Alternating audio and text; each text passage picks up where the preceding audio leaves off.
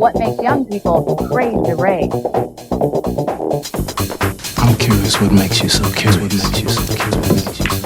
In the beginning was the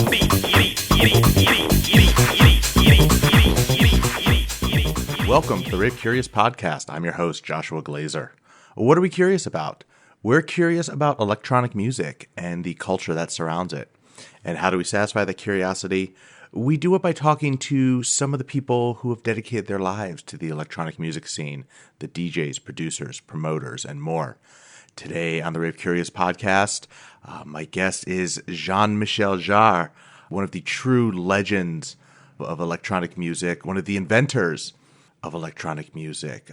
Jean Michel, his career started in the mid-'60s. I mean, literally one of the first people to take those very initial innovations in synthesizers and oscillators and you know, kind of electronic gizmos and gadgets that were around, started coming about after the end of World War II, and by the 60s, some artsy people, mostly in France and Germany, started to make music with these machines that almost accidentally made sound that could be controlled and manipulated, and sounds that never existed before.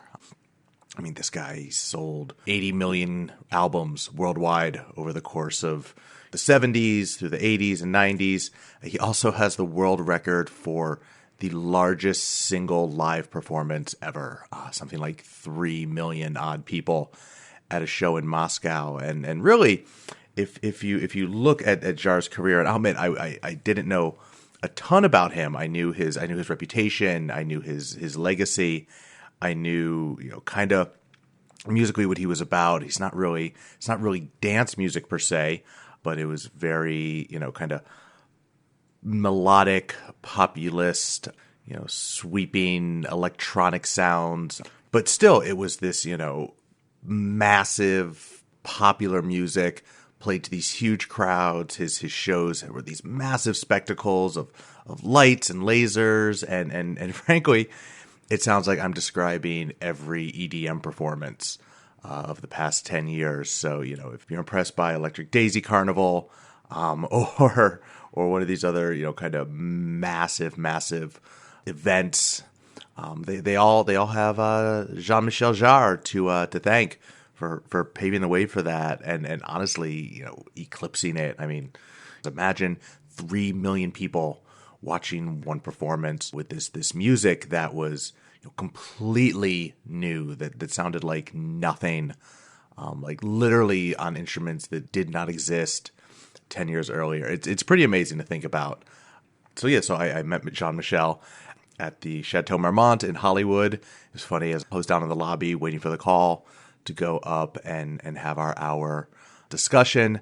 I looked to my right, and sitting next to me, coincidentally, was Paul Oakenfold. One of those Hollywood coincidences. I don't know what he was there for. I know he wasn't there to meet Jean Michel. He didn't even know that Jean Michel was in town. But when we told him what was going on, he wanted to come up and say hi, and so that was cool.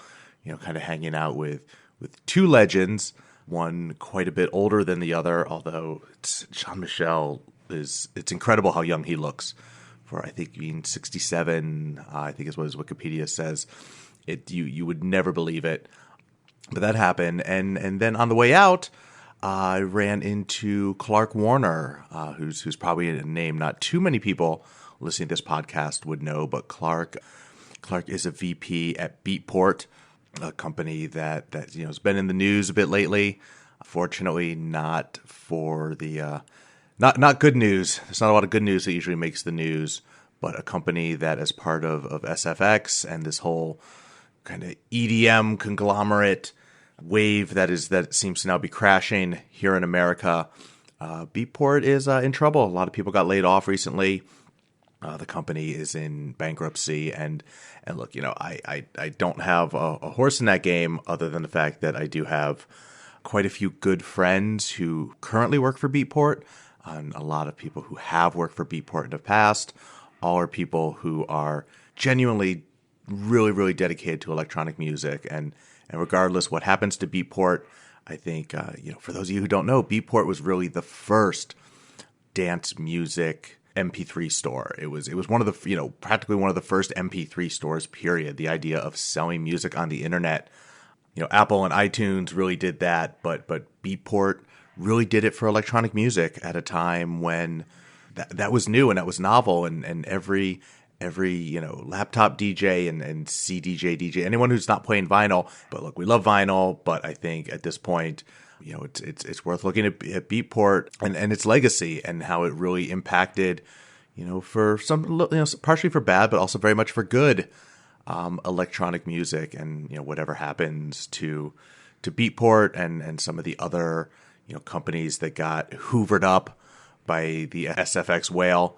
We shouldn't forget that there are good people working at these places, and there seems to be a little bit of a schadenfreude, just a little bit of a desire that I see online of people who kind of they want Beatport to fail, they want SFX to fail, they want SoundCloud to fail, and I don't really know why. These are companies that were born out of a love, very much of our culture, and the people that I know who work for both of these companies, Beatport and SoundCloud specifically, are very much, good people who have dedicated their lives to electronic music. And that's what this show is about.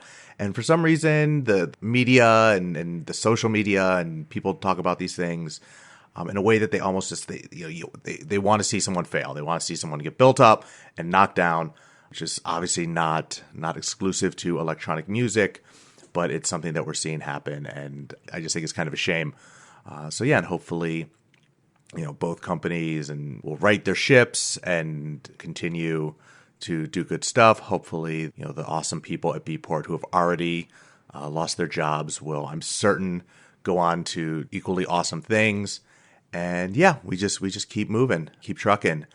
And that's it. So on that note, this was a long one, bit of a tirade. My apologies if you skipped it. And but here's my conversation with Jean Michel Jarre. Thanks for listening.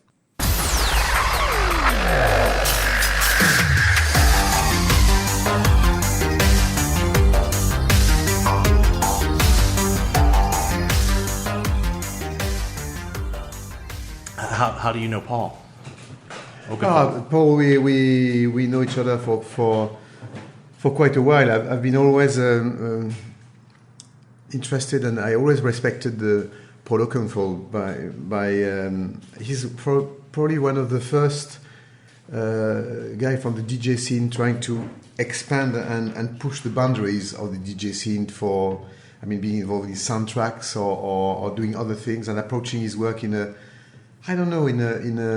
very musical way and conceptual way. So and through the years he became a legend on his own. Sure. He was always kind of like the first guy for it. Ooh. Whoa! Wow! I wish that was on camera, right. Not just on audio. Yeah. But I just bumped a glass that slid like a.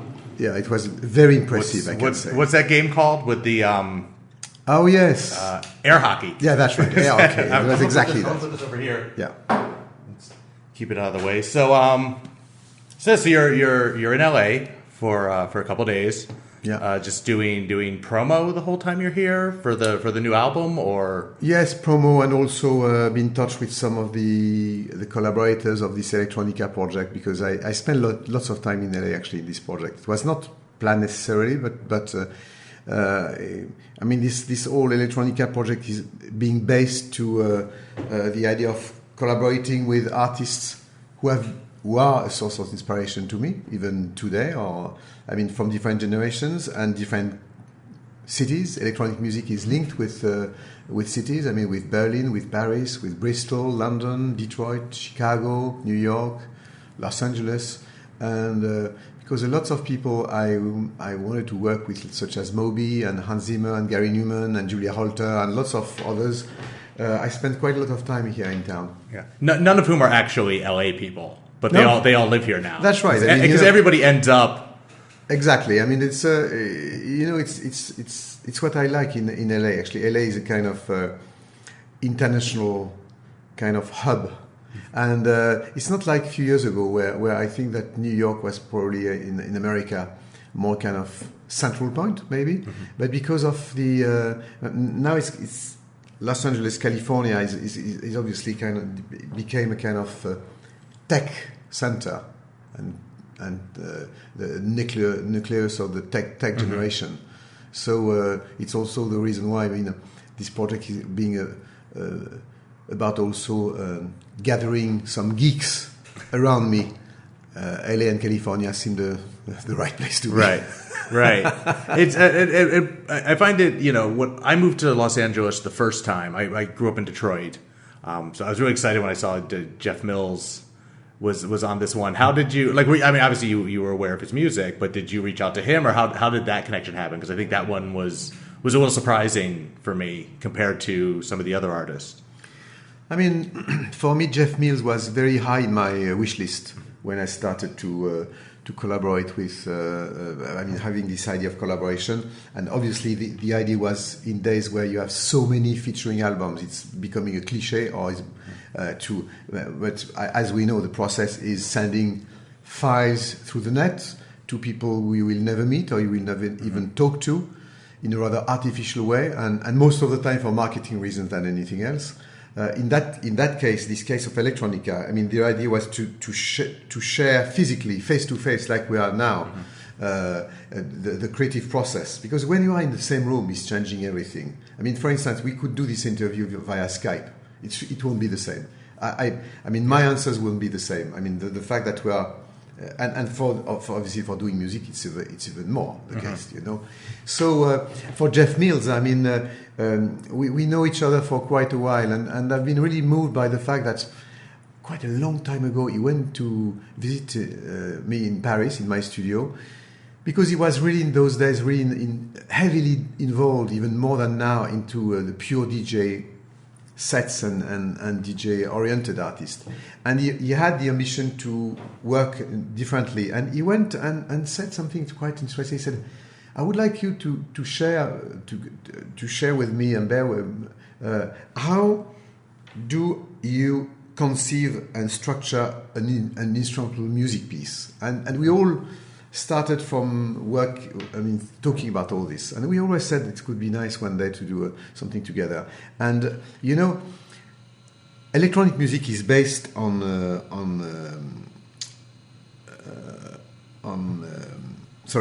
electronic music is obviously linked to cities.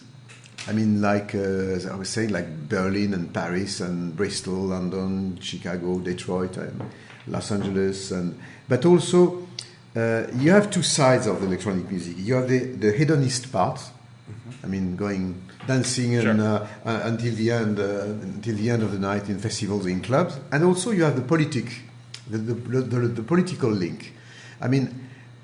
If you think of it, when I started electronic music, it was in days where the student revolution was very heavy in Europe, and electronic music, in a sense, was a kind of rebellion against the establishment of classical music and even the establishment of rock.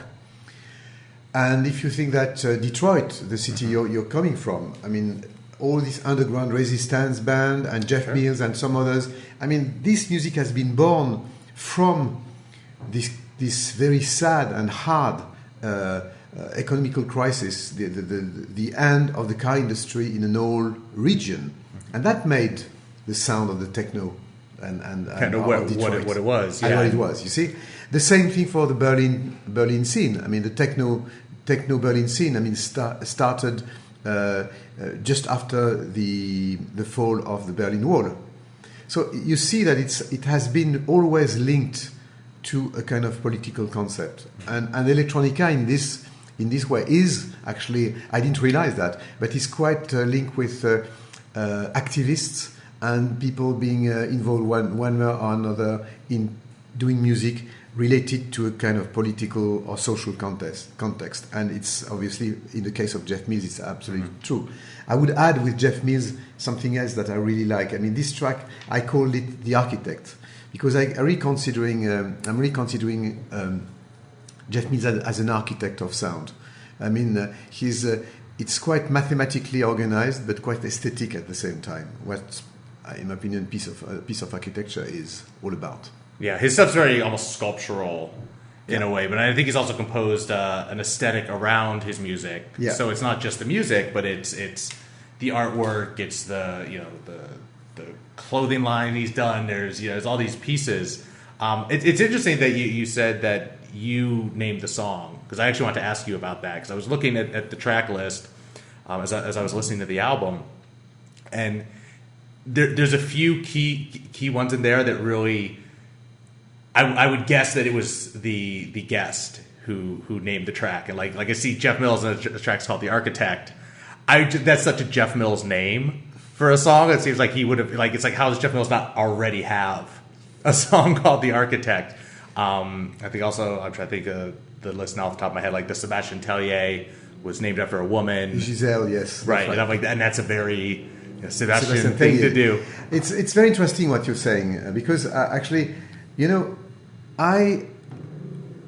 other principle I had with this project was to start with composing and writing some music in function of the fantasy or the phantasm or the fantasy I have regarding the artist. Okay. And when you are imagining, when you're someone, it's not necessarily real, but it's just the idea you have regarding the artist. And for Jeff Mills, for instance, it was this idea. I had this idea that I proposed him to do a track that could be like, what about if we were doing a track like if we were constructing a building, and we have this quite extraordinary BPM acceleration in the beginning, where most of the time in techno track you have this kind of acceleration in the breakdown, but not at the beginning. So it's like if we were starting by the foundations and then adding floor by floor. And this was really what I proposed him, and then he went into it and the dogma for me was to do that for every artist, but leaving obviously lots of space for the collaborator to collaborate. Yeah. So would you say that for the most part, the collaborations were you looking to pull something out of your collaborators to have them bring something new into your world, or was it you wanting to kind of inject your vision onto what they do?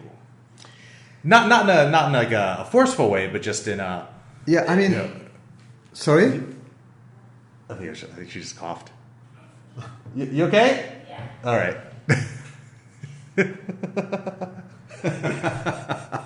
I was like, I don't like that question. Yes, exactly. Move on. Right, well done. Yeah. But I guess I wonder, because this is obviously, you're seeking these people out. This is your project. Well, look, okay, maybe this is a better way to ask it. Did you know what you were creating when you started this? Did you sit down and say, I want to make a collaborative album, or I want to make 2 collaborative albums, and I'm going to find all these people, and I'm going to check them off my list, and this is kind of a whole vision that you had? Or did it come about in a different way? Like, what was the... Obviously it would have been very arrogant on my side to start this project by saying I want to collaborate in this direction with someone. I mean, the whole beauty of the project was actually to leave the total freedom of the collaborator. I respect and love these people so much that I wanted to propose a platform, a musical platform with a demo, because I think that everybody every day can have an idea. An idea is interesting only if it happens. So in my opinion, say, okay, I really would like to collaborate with you. Say yes, and what do we do? So we go in studio, we don't know what to do. So I went with something, with an existing demo. Yeah. But this existing demo for me was not necessarily something that we had to respect. The collaborator could kill it, could destroy it, to change it. But which is very strange. Not strange, but amazing. It's actually, most of them, they kept what I had written and composed, and they added and put their DNA into mine. And it was exactly beyond my expectation. That, I really wanted to get this kind of 50-50 type work, where you could, on each track, you could ideally recognize the style of the collaborator and mine. and this was my priority, and obviously leaving the entire liberty to the other artist to do whatever he or whatever she wants. So you're going in with a concept, and presumably the concept was started, or you made your original demo with the other artist's work in mind. Yes. A little bit. Was that something did you actively try to do that, or was that more of a? Is that something that happened? I'm making a presumption that happened. That if you're going to go into the studio with the orb, and you want to create you want to come prepared with something. Are you thinking about the orb, and does it risk crossing into, homage or even mimicry if in your head you're preparing for another artist?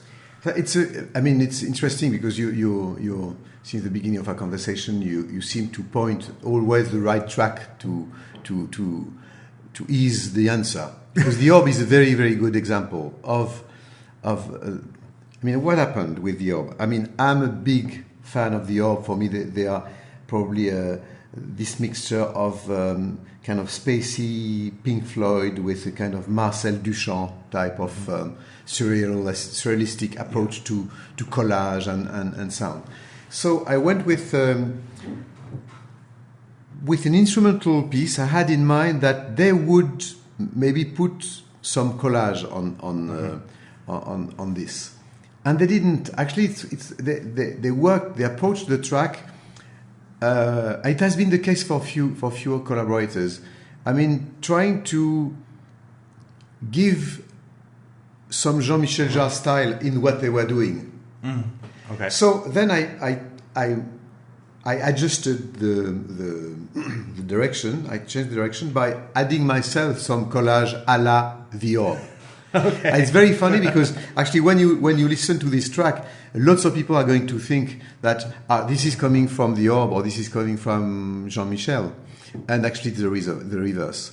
And then step by step, more I was involved and we were involved in the track. I said it could be really interesting.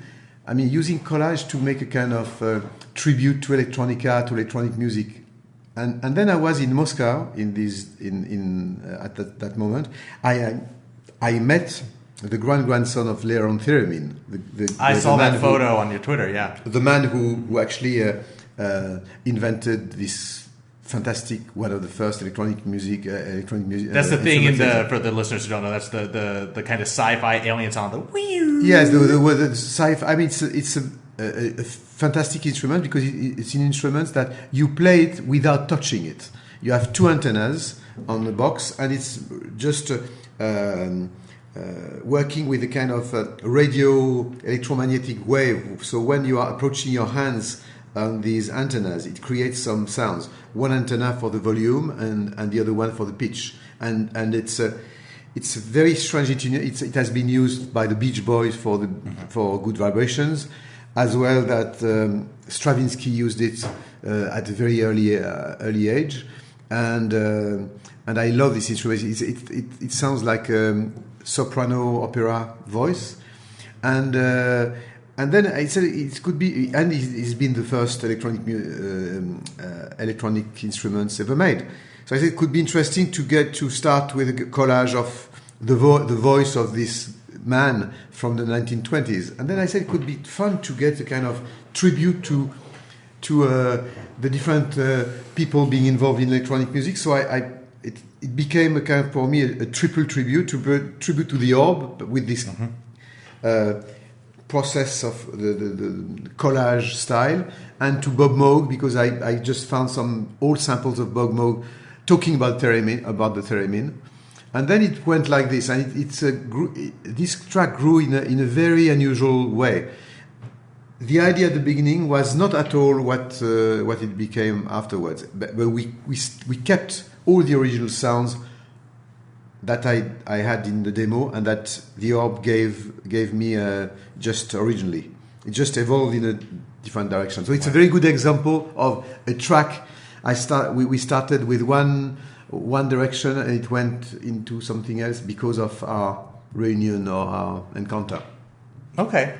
So I want to. I want to talk a little bit about your background, and like because I think maybe you sold 80 million records. We want to assume that everybody knows who you are, but I think maybe some of people who are coming to this as like Boys Noise on the first electronics, are some people probably coming to you from that. You started making electronic music in the late 60s. That's right. Right? So you were there, like, I assume you knew Bob Moog. To Actually, it's strange because, in those days it was before the internet. And electronic musicians, we were like vampires in our cellars and working at night in the dark. And so we had very few contacts with between each other. And when I started, I started electronic music in days where I used some electronic devices even before Moog did the first synthesizers. I mean, they were instruments made in the 40s by French public radio station. Actually, electronic music is very interesting for our listeners to understand that electronic music has nothing to do with American pop, nothing to do with blues or jazz or rock.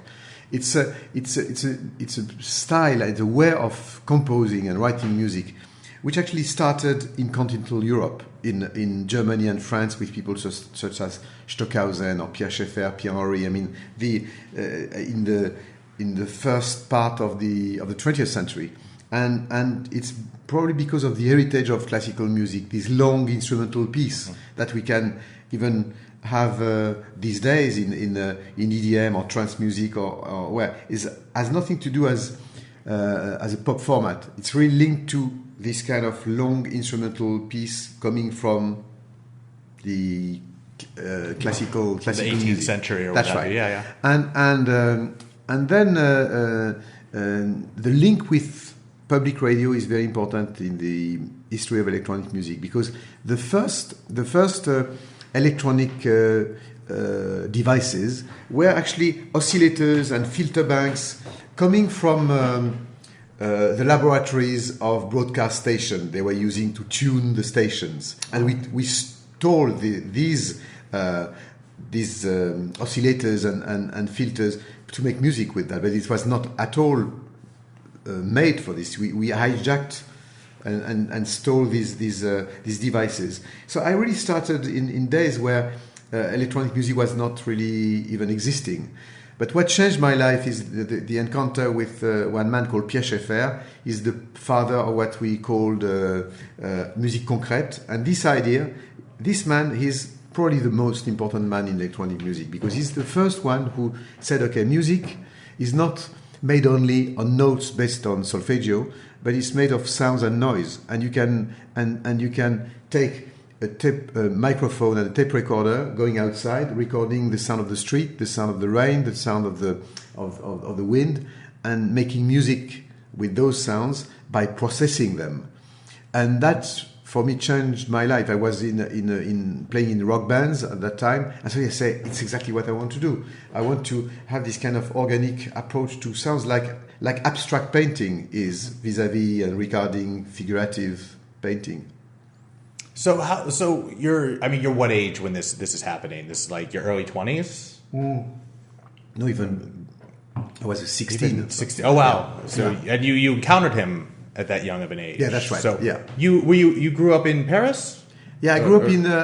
I'm sorry, in Lyon. Yeah. Yeah, I was in Lyon when I was younger. Then Lyon is the second city of France, and then I moved to Paris, and I was involved in local rock bands, but already my grandfather was an inventor. He created one of the first mixing console for radio stations in Europe, and also the first portable pickup turntable where you have with batteries built in, where you could play some EPs and LPs in picnics. He invented that. Yes, exactly. Okay. Just after the war. So I, as a kid, I remember my grandfather, working with all these kind of extraordinary engines, and probably it gave me the kind of taste or he opened my mind and some doors in the fact of he was playing oboe also. He was a musician. So I mean, this mixing between technology and music is something that always impressed me from an early stage. Okay, so this is when you're really young, and then by the time you're 16, you're playing guitar, piano? Yeah, even 13, 14, I was in local rock bands and playing guitars and organ and piano and flute and the kind of psychedelic also type of things where you are playing, not necessarily all as a virtuoso, but touching a bit of everything. Okay, and so then you meet this guy, he blows your mind. Yeah, and you want to get into, you want to start making, presumably you want to start making this music for yourself. That's usually the first step people go through, is they discover what they, this thing that just rocks their world, and they immediately want to make a bad imitation of it. Yeah, and also, I mean, exploring sounds, which seemed to me quite exciting. But at a very quickly, I said, but I don't want to stay in this kind of experimentation process and doing this kind of very abstract and I always considered that melody is the most important thing in music, and then after that, I said I really would like to create a bridge between experimental music and pop, and it's what I tried to achieve until Oxygen. Yeah, and was anybody doing that? Was there or not really? I mean, because you had in those days you had the real pop music and rock on one side, and the really contemporary music, very serious, very dogmatic, very abstract. And I didn't like this too much. I thought that music was you had all these people in those times. I mean, saying everything being too melodic or too emotional is a bit cheesy in music, or and I didn't like that. I always thought that what's the most important is the melody, and then the beat is something, and for rock, pop, and all that, but a beat without melody is nothing, Okay. So, and it's strange because all the artists being involved in Electronica, I didn't realize, but they've been a source of inspiration to me, because all of them, more or less, they are considering that the melody is the most important thing in music, even with more abstract musicians or people like Gustav Stein, for instance, in some of newcomers, or people like Massive Attack. Massive Attack they are very melodic. And they have great melodies, but in this kind of dark, spacey, and so almost sexual type of sonic environment. So that's got to be so. You come to this revelation on your own that this is what you want to do.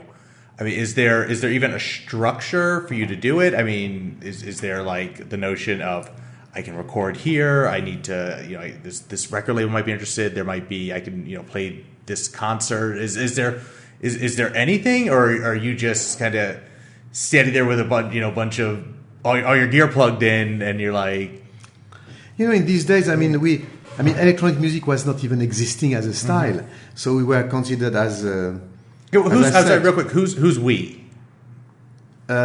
We was where the people being in this music research center, and you have lots of people wanted to teaching music or playing jazz or using this kind of experimentations for their own way and in different directions, but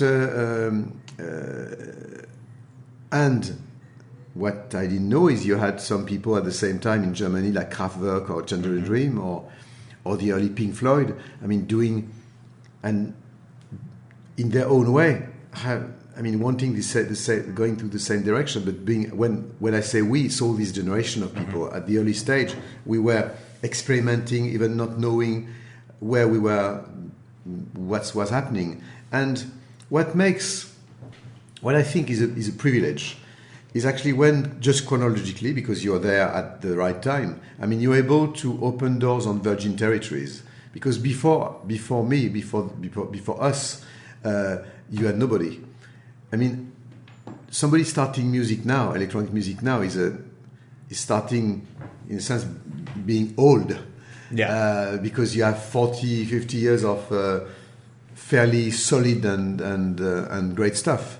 But in my case, I mean, we had this kind of innocence, like the beginning of rock or pop, when you suddenly you can allow yourself anything because you have no rules. Even in the music industry, you have no rules. Everything is open. So it was quite extraordinary. That. Yeah, I read something interesting, thought-provoking recently that talked about like house and techno, and I think it's probably all electronic music. It's no longer in that breakthrough phase. It's no longer in that inventive phase. It's more in the refinement of the form, and it's everybody that's working in the form now. Like nobody's really expecting to come up with some astonishingly new thing. Everyone is working to build a slightly better widget, which is there's a nobility in that as well, of course. Just craftsmanship. But could you have an awareness at that point in time that what was happening with the music you were making, and I guess you said you weren't necessarily aware of what Kraftwerk was doing or whatever, but was there an awareness maybe of what you were doing, or do you remember like the first time you heard Kraftwerk or heard Giorgio Moroder or heard one of these things and suddenly got the sense of there was something large happening, something larger than just you? Okay, lots of questions, interesting questions, lots of very interesting questions in what you said. First of all, about the relationship we had at that time. I mean, when you are mentioning Kraftwerk or Giorgio Moroder went far later in chronology. Just a little bit, yeah. Much later. Is almost from almost a different generation of electronic musicians at that time, because he went maybe 10 years later or something like that. But Kraftwerk, I remember that the first time I heard Autobahn was it was really funny because I thought it was a Californian band singing in German. I said, it's so cool. I mean, the Californian band singing in German and sounding like Beach Boys with strange sounds. I mean, it's great. So it tells you how far we were from each other. I mean, in days without the internet, where we were working on our cellar. So isn't that great when you can, like, back when you could you would hear something and that's all you could do was hear it, and so everything else is left to your imagination. Like maybe you had the record cover, you had like the record sleeve and the music coming out. It was just you heard it on it was just an EP, so you have just a paper. It was just a paper, even not with a face or whatever. Yeah. And everything else you get to make up, and it's always going to be better than what the reality is. Which is another very interesting point, because I would like to go back. Another very interesting point is actually, I totally agree that the interactive process of music, of how we consume music, is so important.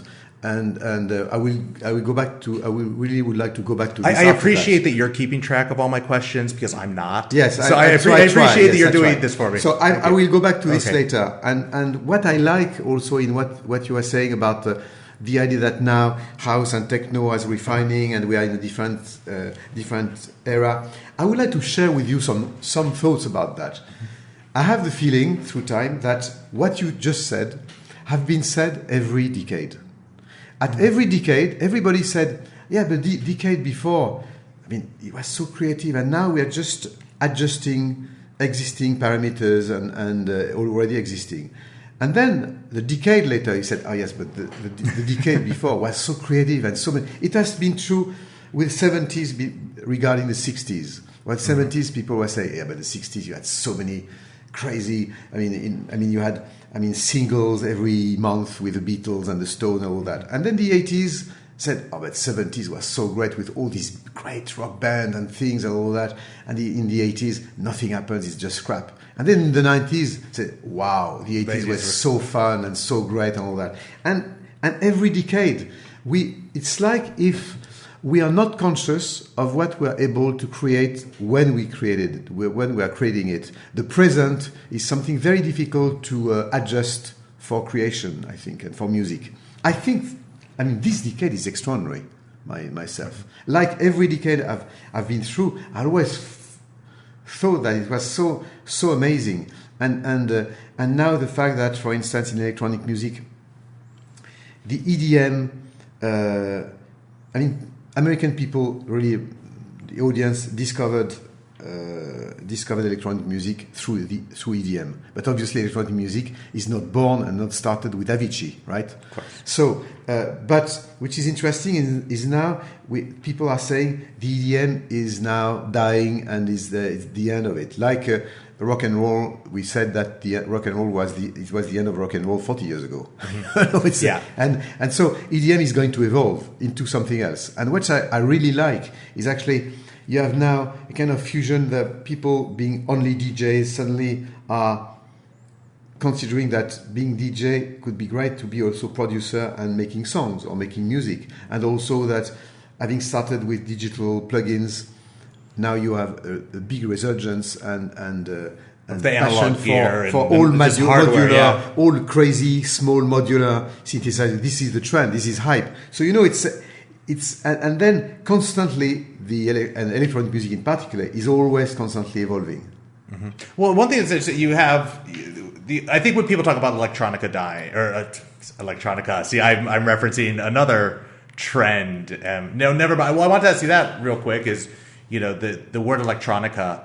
I think at least in America, that very much reflects the late '90s electronic music wave that kind of came and then crashed.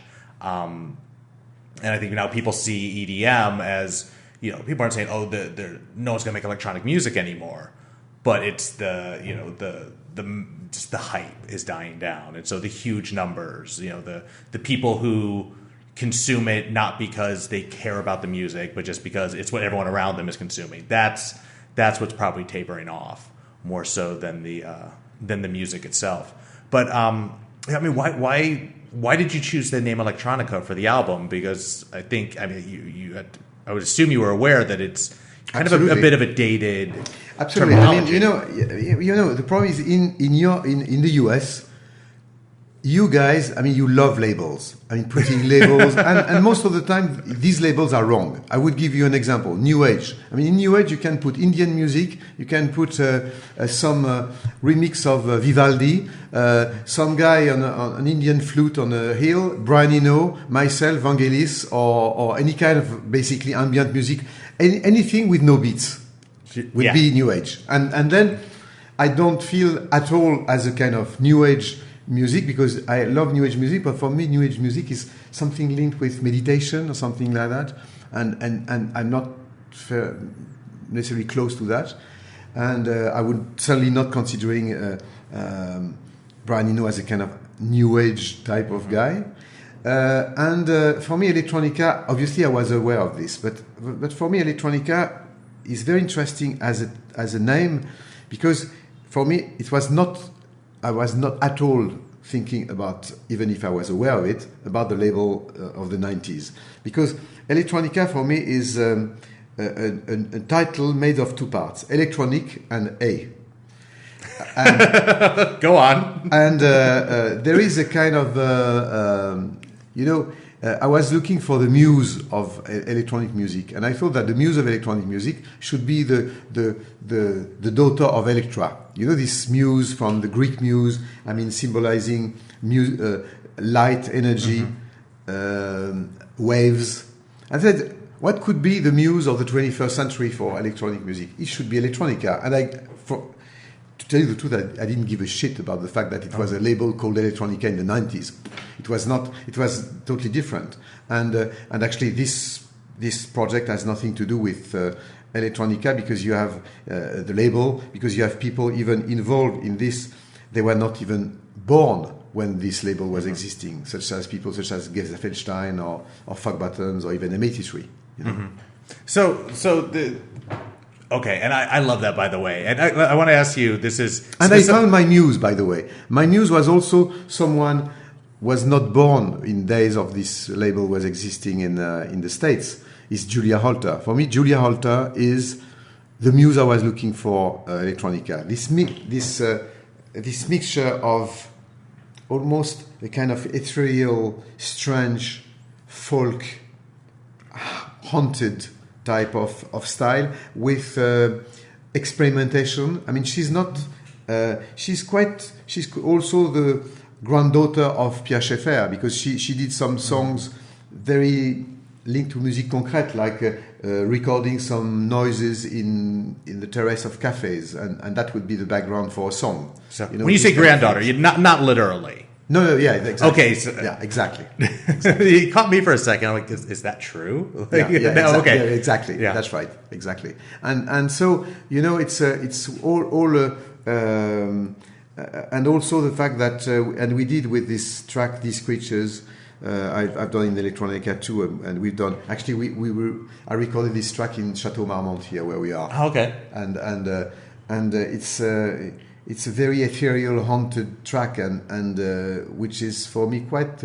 I was looking for this kind of very haunted, ethereal, feminine part of electronic music. I mean, another very important. They're all important, but another important collaborator is Peaches. I love Peaches. I think it's. She's I would great. like to say that she's the less vulgar artist I know. I mean, she's provocative, she's explicit, she's an activist. Her new stuff is really explicit. Yeah, like I mean, I was like, yeah, but go. I mean, when you take, I mean, like track like "Dick in the Air," for instance. I love this track. I think it's such a fun track, and I don't feel this at all vulgar. It's just provocative. It's fun. It's burlesque. She's mixing burlesque, sense of burlesque with rap, electro, rock, and she's constantly also reminding us that the feminine part of that exists in music and in all of us also. Yeah. So she can't help herself. Like I've known her, here and there socially, and I was good friends with her old manager, and I've heard, her sort of was like, she has that imp of the perverse that you don't see a lot in women. I think that's more of a male trait in a lot of ways. And for those who don't know what imp of the perverse is, that's the little voice on your shoulder that just makes you say the rudest, most inappropriate thing possible. The kind of naughty boy approach of life. Exactly. Yeah, exactly. And she combines that with this feminine energy and just and maybe not energy as much as just experience. Yeah, I totally agree. And I must say that I had this track I had in mind, a kind of slightly rap hip hop type of beat, and it was such a pleasure to work with Peaches. She's one of the most articulate artists, singers, producer, musician with a vision, and I must say it has been really great. And actually, the feminine part of Electronica is very important, with people such as Laurie Anderson, or even Little Boots, or Cyndi Lauper and Julia Holter, Peaches. I mean, there is an important. It was very important for me to get this feminine part. Yeah, and it's so lacking in the current world. I mean, it was actually Peaches who kind of started the discussion a few years ago when the top whatever DJ list came out, and she just tweeted like, "We're the women." Like, what the fuck? Exactly. It was a much like succinct, biting, perfect Peaches kind of statement that I'm not doing justice to. But she, I don't know that doesn't seem to have had much of an impact, unfortunately. At least not in that large scale EDM world. But absolutely.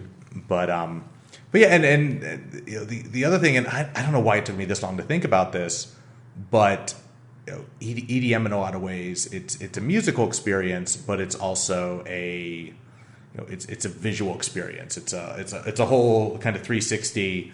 It's almost not about what you hear on the radio in the car or whatever. It's about the show and the lights and the lasers and which you more than anybody I started it. Yeah. There's other ways. Yeah, I know. When I see EDM shows these days, I mean, it's in a sense for me, I see something I've done 25 years ago. So there is nothing, with respect with what is done, is nothing new for me, because but there is a reason why behind all this. I think that I've always been obsessed by the idea that electronic music needs to be visualized in a different way than rock or jazz, and for a very few specific reasons. The first one is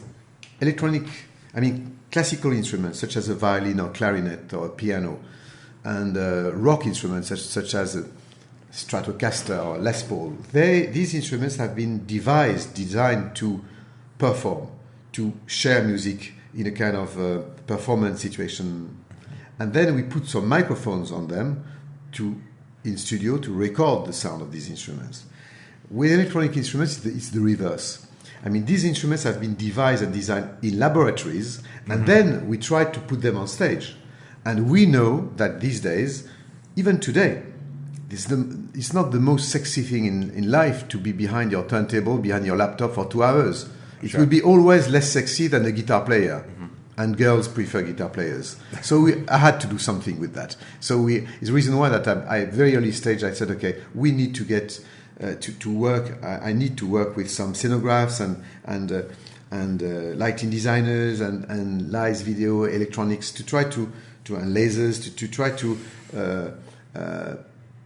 define what could be the electronic music performance could be in the future, and by hijacking also a place for one moment. I mean, if I had also so many, like 1 million people following me for these kind of things, because also they were one-offs, like raves became later on, and I think this is part of the electronic music DNA. But for the and now, I mean, I'm preparing the next show, and I really try to go and fetch some other things in the scenography. I mean, to try to propose something else than what you can watch in electronic music festival, because you know, I think by the end of the day, as we know, I mean, everybody, I mean, it's like if we were saying don't use lights or lasers anymore because it has been done. But you know, it's like in the movie industry, they said don't use a camera anymore because it has been done. You know, it's entirely depending on how you use it and the content of it. Yeah. And I have the ambition that the content of my next performance will be. It just becomes a bit more of a challenge, because when you were doing it, you were the first doing it and the only person doing it. So it's almost like you can't screw up, or you can screw up, but there's not as much noise and there's not as much competition. Like it's the first time anyone's seen it, and it's But you know, I don't know. I know that these days lots of people are obsessed by this idea of competition and because everything is available, and I think it's the wrong way to think. It's a little bit like, it reminds me, you know, the Vatican at the beginning of Gutenberg, when Gutenberg, invented the printing process. Suddenly, books would become available to everyone. And the Vatican said, wow, this is very dangerous because everybody's going to have the same knowledge as us. So the competition in terms of knowledge and writers and thinkers is going to be dangerous. And I don't think so. Obviously, it was a very reactionary way of thinking. And we should not be afraid of the fact that technology is everywhere and it's great. I mean, the fact that you democratize the fact that you can do an album at home is the best, great. If everybody can use LED screens and lights, great. It shouldn't make us fear or afraid of the fact that with these instruments, by the end of the day, it's what you have inside which matters, whatever the instruments are. And I think that you can still be very relevant. I'm not talking necessarily about me, but generally speaking, with a technique available to everyone. I don't think that the impact of what I was doing when I started, I was the first one, or among the first one, with Pink Floyd also doing in their own style some quite spectacular visuals. And you're right to say that even rock bands, such as U2, Rolling Stones, or they were just simple bands, just playing with few lights. And then this concept, became a kind of, I had no idea, but it became the law, it became the system. Yeah. And now we are in this system, and the challenge is actually to try to propose to the audience something specific. Yeah. And I agree that it's a challenge because I'm in the middle of it. I guess, that was my point. And then the other thing that has just always fascinated me about kind of how electronic music is presented and also just kind of how it's consumed is a lot of the times it's about scale. Like, and again, you still have the world record, right, for the largest single audience, 3 point whatever million. That's too many people.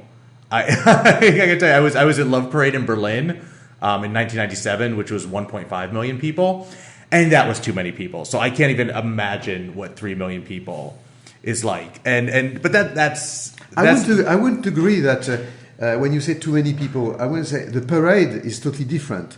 A parade, which is always fun but frustrating in a parade, is you have no center, you have no stage.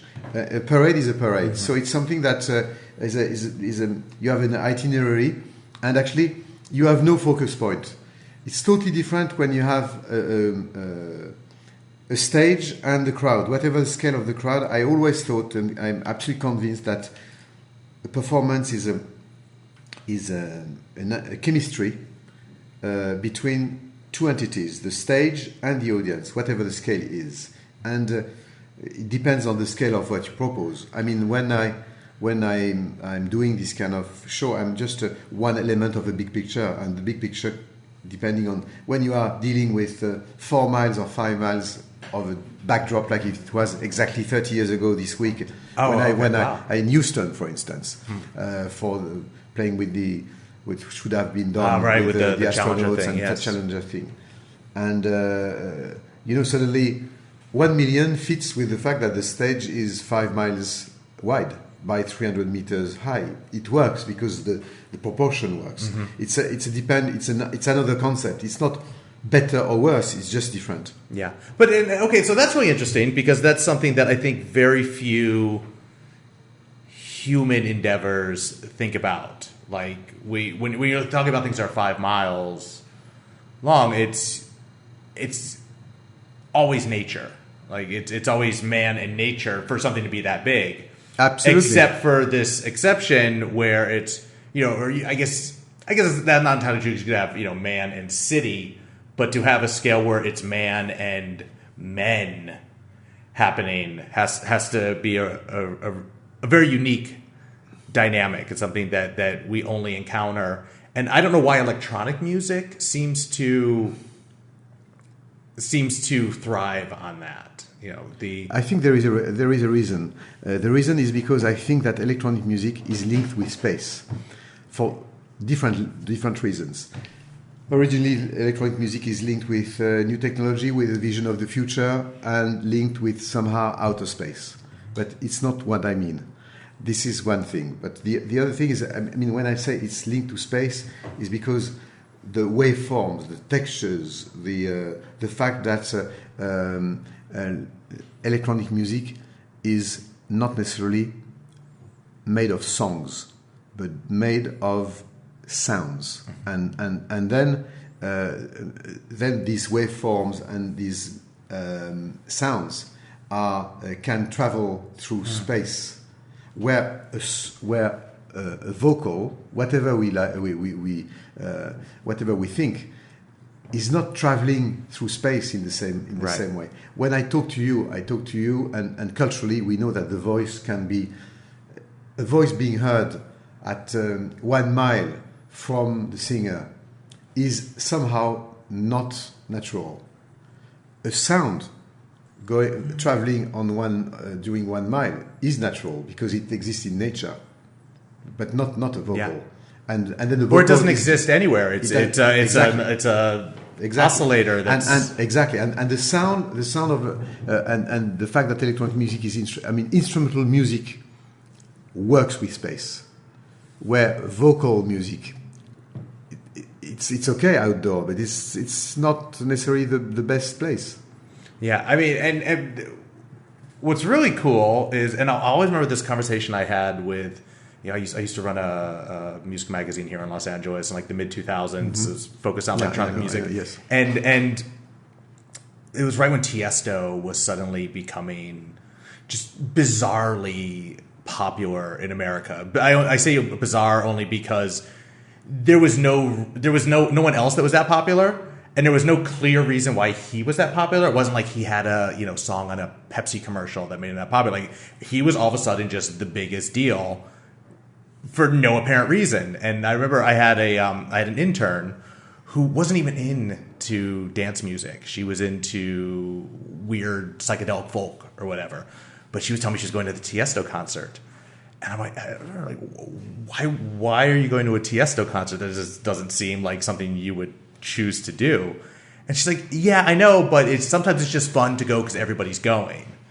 And you take that, and then that doubles and that doubles and that doubles and that doubles. Next thing you know, you have 3 million people. Exactly.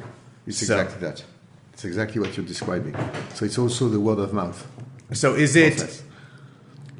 that, I don't want to say more satisfying or less satisfying than putting out a record that is going to be heard? It's totally different.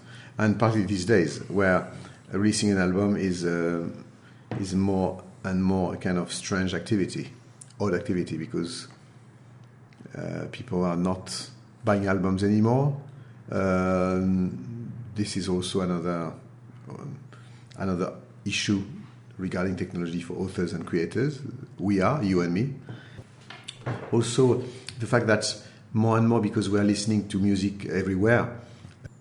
For me, for instance, the next tour, I'm approaching this as a total different. For me, more and more, performing an album is like building or inventing or creating a kind of audiovisual animal, audiovisual object, where the visual and the music are part of the same concept. So it's not the album that you put on stage. You are just creating something else. And I think it's a mistake to think of putting the album on stage. I think it's not fitting our times anymore. Mm-hmm. Because an album, you can listen to it, or music, you can listen to it everywhere. So if you go somewhere like a festival concert, it's because you have more and more visual expectation of the artist you like. So I think that in those days, I think you have to think almost in a kind of schizophrenic way. This performance act and the action of doing a performance and doing an album.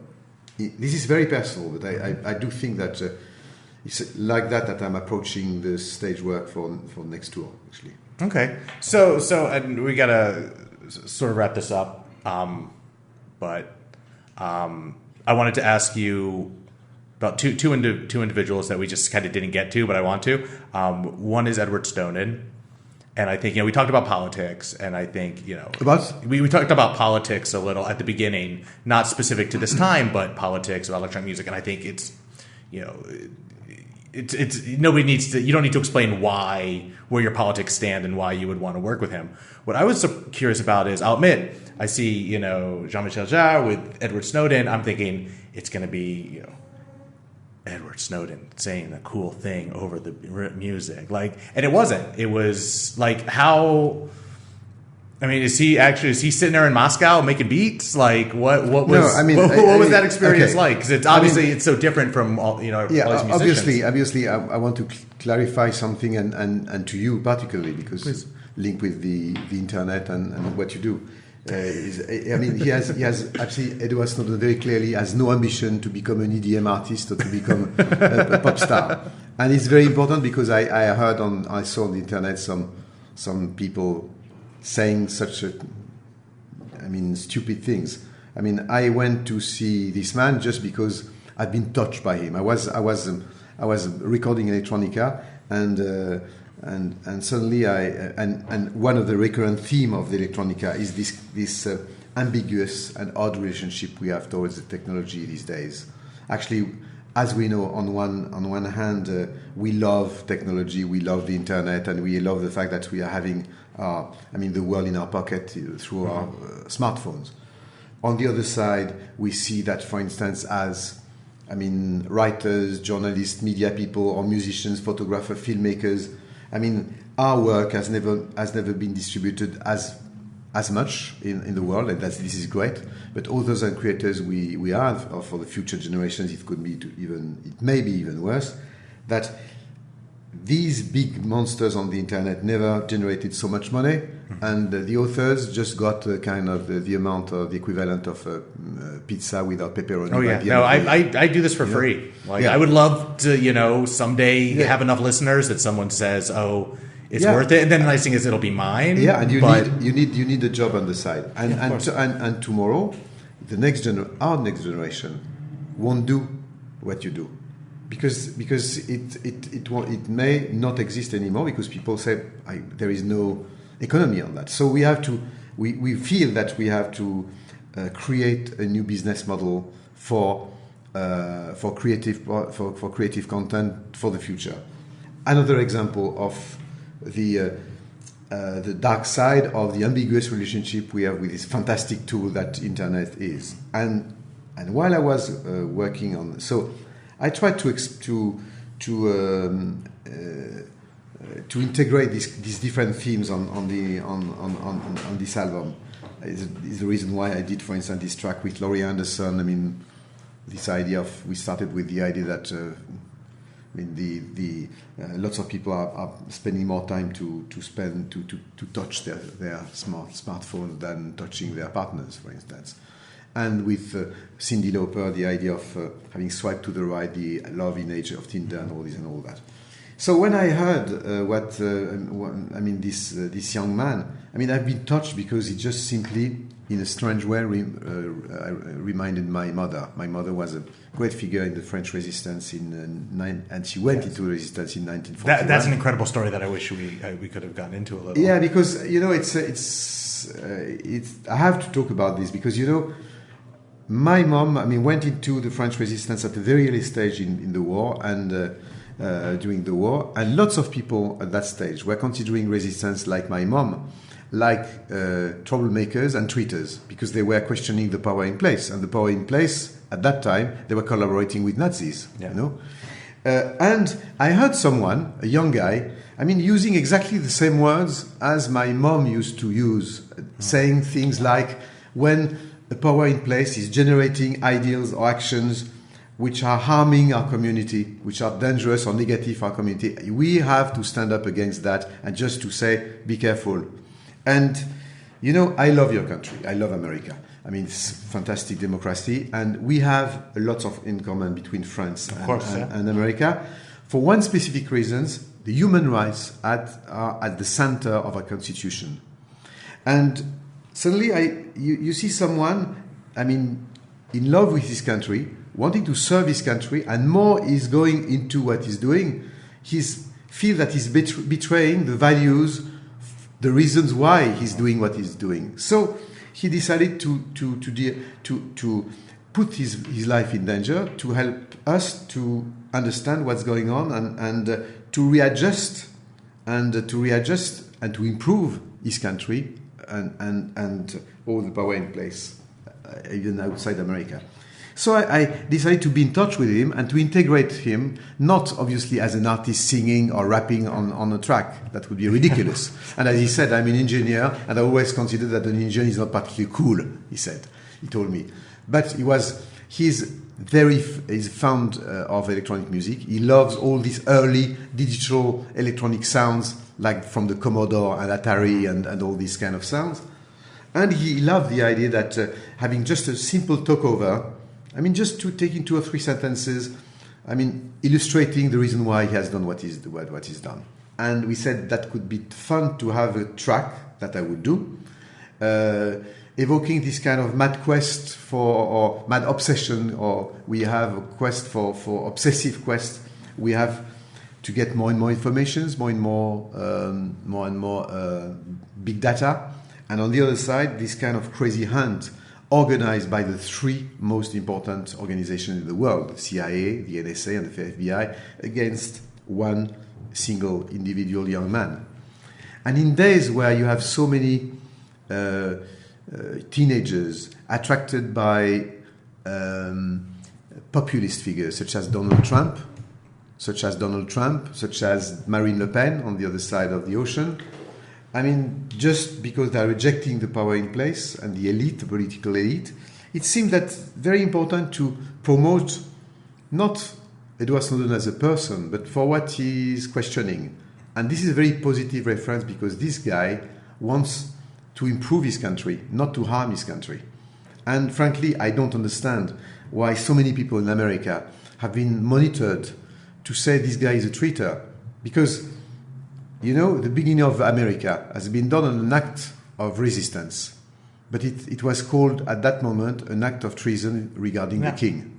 And if we had an old social progress in this country, abolition of slavery, abolition of prohibition, I mean, giving the right of votes for women, I mean, trying to improve the situation of minorities, whatever they are.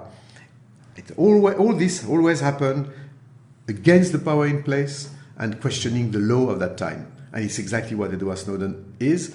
And it's also reminding us that electronic music, as we said at the beginning of this conversation, two sides. The hedonist part, I mean, dancing and bouncing and until the end of the night, and also questioning the society. I mean, all these big movements in electronic music. Take the techno, like Jeff Mills in Detroit. I mean, this music, underground resistance, his band, all that. I mean, it's been born from the disaster of the car industry falling down.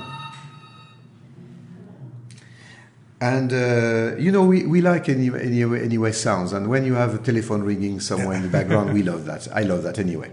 So I mean, also when you have the techno the Berlin scene. I mean, it started after the fall of the Berlin Wall.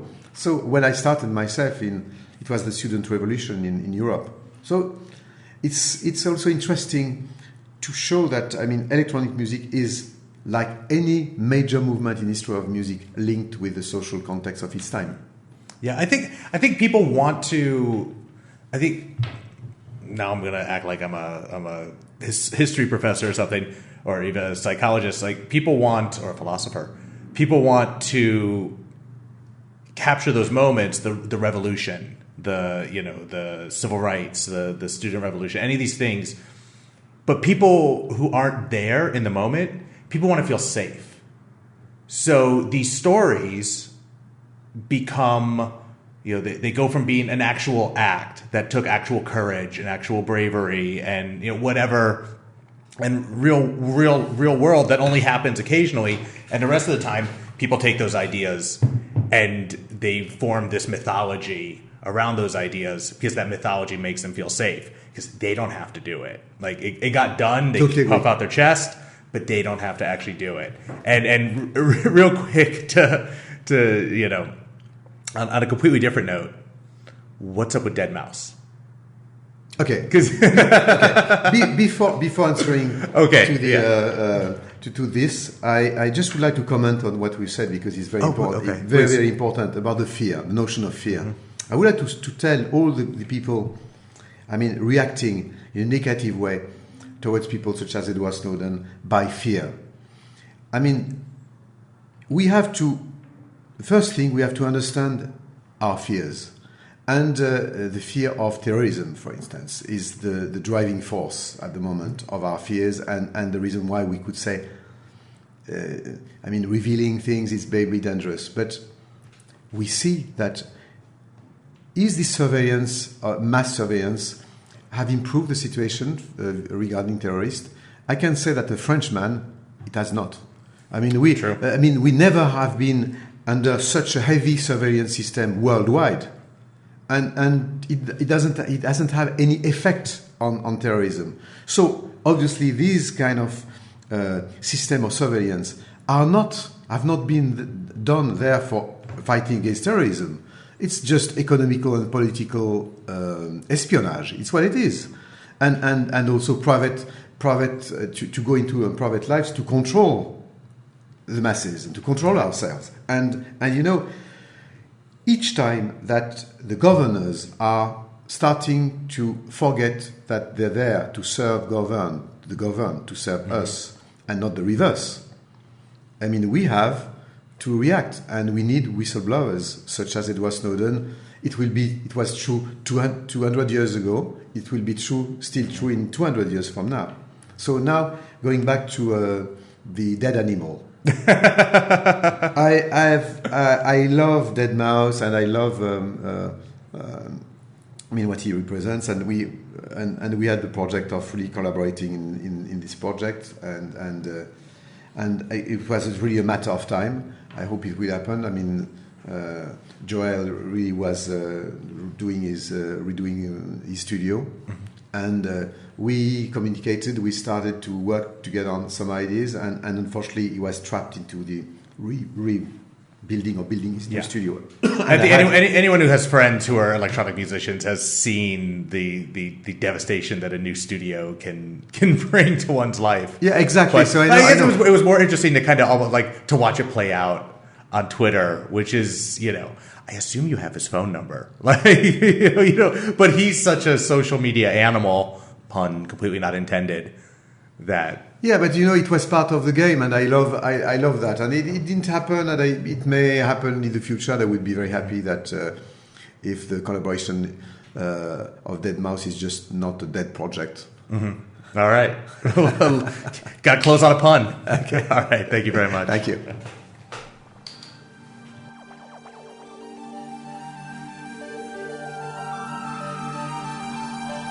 That's it for this episode of the Rave Curious Podcast. We'll be back in 2 weeks with more conversations with key players in the electronic music community. If you like what you heard on this podcast, let us know. You can give us a shout on Twitter at Rave Curious. You can also like us on Facebook, Rave Curious Podcast. And of course, subscribe on iTunes to make sure you never miss an episode. That's it. Thanks for listening.